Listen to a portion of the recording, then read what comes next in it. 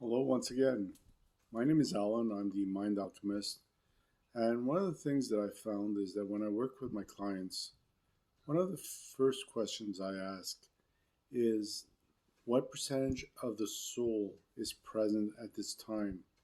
So there's a few reasons why the soul chooses to leave. Sometimes it's stolen, sometimes when a soul enters this life, it finds that I don't want to be here and it takes off.